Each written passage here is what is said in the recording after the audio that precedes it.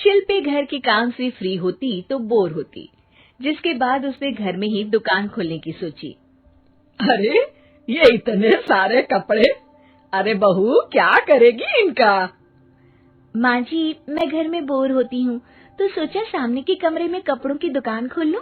घर का काम भी हो जाएगा और 4 पैसों की कमाई भी। अरे वाह वाह, ये तो बहुत ही अच्छी बात है। मैं भी तेरी मदद कर दिया करूंगी।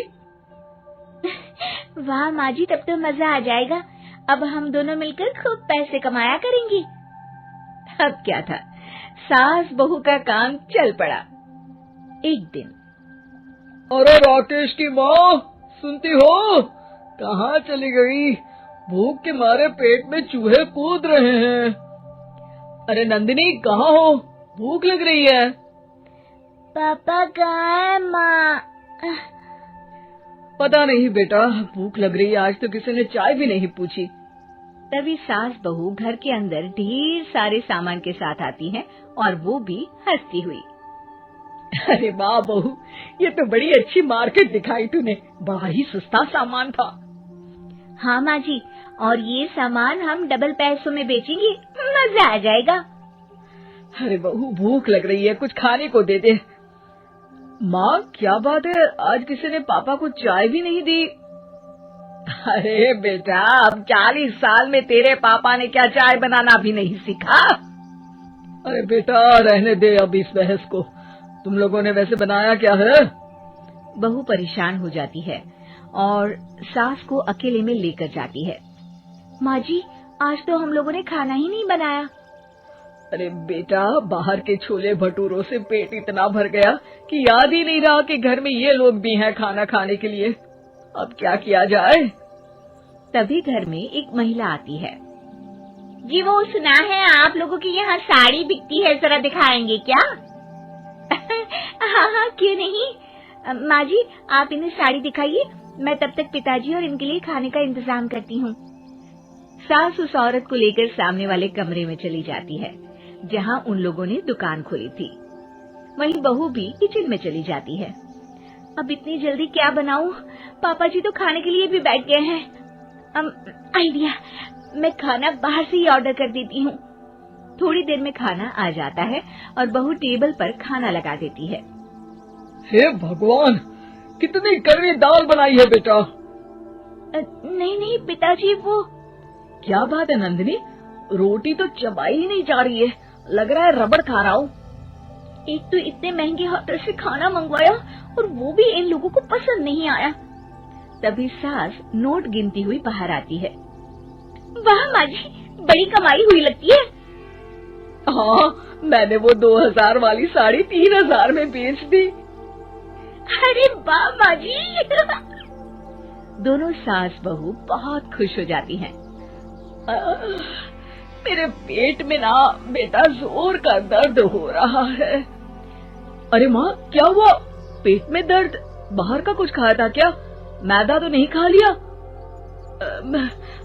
मैंने छोले भटूरे खाए थे। माँ क्यों खाए? आपको तो पता है कि आपको मैदा सूट नहीं करता। चलिए माँ को डॉक्टर के पास ले जाते हैं।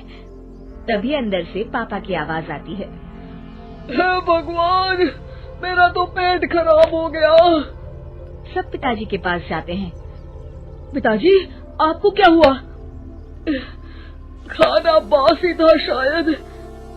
अरे पिताजी, नंदिनी जानती है कि बासी खाने से आपकी तबीयत खराब हो जाती है, तो वो ऐसा क्यों देगी, है ना नंदिनी? वो खाना मैंने बाहर से ऑर्डर किया था। मैं और माँ दुकान का सामान लेने गए थे, इसलिए खाना नहीं बना पाए। क्या नंदिनी, दुकान के चक्कर में तुमने तो सारे घर का हाल बिगाड़ रखा है। चलो अब माँ और पापा को लेकर अस्पताल चलते हैं। अस्पताल में जाने पर डॉक्टर कहते हैं, हाँ, इन दोनों को तो एक दिन के लिए एडमिट करना पड़ेगा। क्या? क्यों? पेट ही तो खराब है ना। हाँ, तो घर ले जाइए ना, अगर लग रहा है कि कोई बड़ी बात नहीं है और हम सिर्फ पैसा कमाने के लिए इन लोगों को एडमिट कर रहे हैं। नर्स, जरा इन लोगों को बिल तो दे देना। चलिए मैं आप लोगों को पैकेज समझा देती हूँ। जब बहू के हाथ में बिल आता है, हे भगवान, 60,000 रुपए! इतना तो मैंने कमाया भी ना था। अब समझ गई कि कमाई के चक्कर में घर के लोगों की सेहत के साथ मैं खिलवाड़ कर रही थी। प्रिया किचन में चाय बना रही होती है और सुमन ड्राइंग रूम में बैठकर मजे से टीवी देख रही होती है। तभी दरवाजे की घंटी बजती है। प्रिया जरा देखना तो कौन आया है। देखती हूँ मम्मी जी। प्रिया दरवाजा खोलती है तो सामने पड़ोस वाली विमला आंटी खड़ी होती है। नमस्ते आंटी जी, कैसी हैं आप?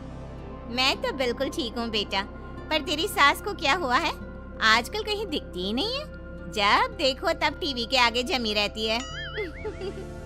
अंदर तो आइए आंटी। अरे ओ दीपक की अम्मा, कहाँ हो? अरे विमला, आओ आओ, क्या बात है, बड़े दिन बाद याद आई तुम्हें मेरी। मैं तो हमेशा ही तुम्हें याद करती हूँ, पर तुम ही गायब रहती हो और आजकल तो बाहर भी नहीं आती जाती। तबीयत तो ठीक है ना तुम्हारी? अरे तबीयत को क्या होना है, इस उम्र में तो कुछ ना कुछ लगा ही रहता है। मेरी छोड़ो, तुम ये बताओ कि क्या चल रहा है गली मोहल्ले में। तुम गली मोहल्ले की छोड़ो, चल तो तुम्हारे पड़ोस में रहा है। तुम्हारी नई सहेली आई है। मेरी कौन सी नई सहेली? मैं तो यहाँ बस तुमसे बातचीत कर लेती हूँ या फिर बाजू वाली शर्मा की बहू से 2-4 बातें कर लेती हूँ। इसीलिए तो कहा कि तेरी नई सहेली आई है। अब कोई पड़ोस में आया है तो बात तो होनी ही है। कम से कम इसी बहाने हमारा भी एक ग्रुप बन जाएगा। फिर सब मिलकर अपनी बहुओं की शिकायतें किया करेंगे। दोनों हंसने लगते हैं। तभी प्रिया चाय लेकर आती है और सामने टेबल पर रख देती है। दोनों चाय पीती हैं और बातें करते हैं। चलो मैं चलती हूँ, अब कल मिलते हैं। राम राम। अगले दिन प्रिया किचन में कुछ काम कर रही होती है और सुमन आराम से सोफे पर बैठकर मटर छिल रही होती है। तभी डोरबेल बजती है। प्रिया दरवाजा खोलती है तो सामने उनकी नई पड़ोसन खड़ी होती है। जी आप कौन? मैंने पहचाना नहीं। नमस्ते बेटा, मैं शारदा, आपके बगल वाले घर में अभी 2-4 दिन पहले ही शिफ्ट हुए हैं। ओह अच्छा। नमस्ते आंटी, अंदर आइए ना आप। देखिए तो मम्मी जी, आज कौन आया है। इतना कहकर प्रिया किचन में चाय बनाने चली जाती है। नई पड़ोसन को घर पे देखकर सुमन थोड़ा हैरान हो जाती है। नमस्ते बहन जी, मैं शारदा, आपकी नई पड़ोसन। अच्छा, आप हैं हमारी नई पड़ोसन। आइए आइए, और बताइए कैसी हैं आप? जी बिल्कुल ठीक हूँ। वो दरअसल घर पर छोटी सी पूजा रखवाई थी, बस उसी का प्रसाद देने चली आई। सोचा इसी बहाने नए पड़ोसियों से भी मुलाकात हो जाएगी। ये तो बहुत अच्छा सोचा आपने। सुमन प्रिया को आवाज लगाती है। अरे ओ बहू, जरा चाय पानी का तो आके पूछ लो। ये आजकल की बहुएं भी ना, जब तक बोलो नहीं तब तक कुछ नहीं करेंगी। आई मम्मी जी। प्रिया चाय लेकर आती है। दोनों बैठकर चाय पीती हैं और खूब सारी बातें करती हैं। अच्छा बहन जी, अब मैं चलती हूँ, फिर मिलते हैं।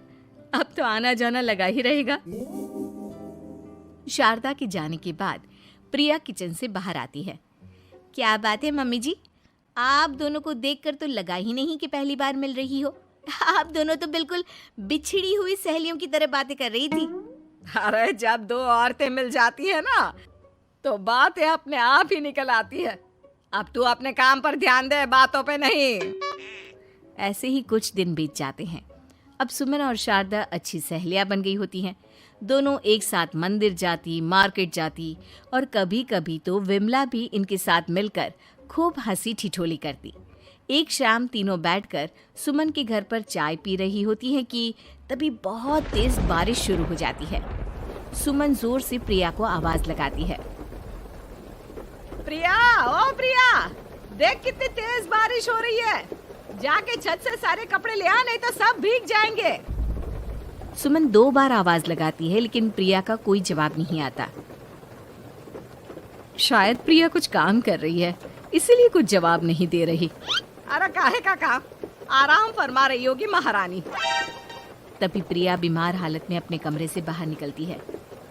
हाँ मम्मी जी, क्या हुआ? मेरी तबीयत थोड़ी ठीक नहीं है ना, इसलिए आग लग गई। अरे सारे कपड़े भीग गए और तुझे सोने से फुर्सत नहीं है। सबके सामने सुमन के मुंह से ऐसी बातें सुनकर प्रिया उदास हो जाती है और छत से कपड़े उतारने चली जाती है। सुमन, ये क्या बात हुई? प्रिया ने बताया ना कि उसकी तबीयत ठीक नहीं, इसलिए उसकी आंख लग गई। तुम भी ना खामखा उसे सबके सामने सुना दिया। अरे आप नहीं जानती शारदा जी, कुछ बहुएं ना बहुत आलसी होती है, घर का एक काम नहीं करना चाहती। ऐसा नहीं है सुमन, तुम्हारी बहू तो बहुत प्यारी है, तुम्हारी सारी बात भी तो मानती है। हाँ सुमन, तुम प्रिया के बारे में ऐसा क्यों सोचती हो? मेरी भी दो बहुएं हैं, लेकिन मैं उन्हें अपनी बेटियों की तरह रखती हूँ। आखिर वो भी तो किसी की बेटियां ही है ना। और अगर तुम ऐसा ही व्यवहार करोगी तो एक दिन प्रिया भी तुम्हारे साथ ऐसा ही बर्ताव करेगी। शारदा और विमला की बातें सुनकर सुमन की तो बोलती बंद हो जाती है। वहीं प्रिया भी बाहर से सारी बातें सुन रही होती है। अरे मैं कोई उसकी दुश्मन थोड़ी ना हूँ, मैं भी उसकी माँ हूँ, लेकिन कभी कभी सास बनना पड़ता है, नहीं तो बहुएं हाथ से निकल जाती है। देखो सुमन, ये सब सोच का फर्क है। अगर तुम ये सोचोगी तो कभी प्रिया को अपनी बेटी नहीं बना पाओगी। इतना कहकर शारदा और विमला वहां से चली जाती हैं और सुमन अकेले बैठकर उनकी बातें सोचने लगती है। अगले दिन प्रिया और दीपक अपने कमरे में बैठकर बात कर रहे होते हैं और सुमन उनके कमरे के बाहर कुछ काम कर रही होती है और उन दोनों की बातें सुन लेती है। दीपक, तुम्हें पता है हमारे पड़ोस में जो शारदा आंटी है ना, बहुत अच्छी हैं। अच्छा, ऐसा क्या हो गया जो तुम्हें वो इतनी अच्छी लगने लग गई? कुछ खास नहीं, बस कल जब मम्मी जी मुझे सबके सामने सुना रही थी तो शारदा आंटी ने मेरा साथ दिया। मैं तो सच में हैरान ही रह गई थी जब उन्होंने मम्मी जी को मुझसे ऐसा बर्ताव करने के लिए मना किया। अच्छा, फिर क्या हुआ? होना क्या था, शारदा आंटी तो मम्मी जी को समझा ही रही थी कि बहू को भी बेटी की तरह ही रखना चाहिए, लेकिन मम्मी जी तो मम्मी जी है ना, उन्हें तो मुझ में हमेशा कमी ही दिखती है।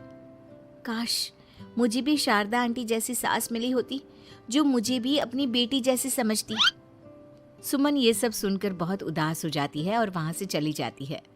प्रिया की बातें सुमन के कानों में बार बार गूंज रही थी। उसे बहुत शर्मिंदगी महसूस हो रही थी कि उसने प्रिया के साथ बहुत गलत किया है। अगले दिन सुमन शारदा और विमला को बुलाती है। क्या बात है सुमन, आज तूने ऐसे अचानक क्यों बुलाया? सब ठीक तो है ना? हाँ हाँ, सब ठीक है, तुम दोनों बैठो तो सही। तब तक दीपक और उसके पापा भी आ जाते हैं। प्रिया, तुम भी आ जाओ। क्या हुआ मम्मी जी, आपने बुलाया?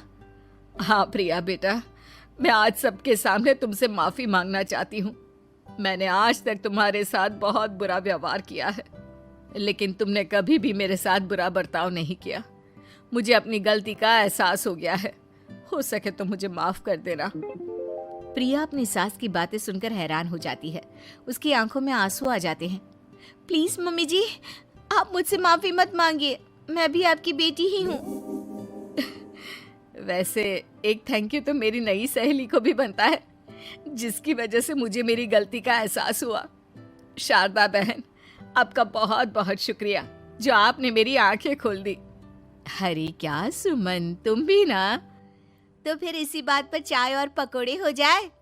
हाँ हाँ, क्यों नहीं।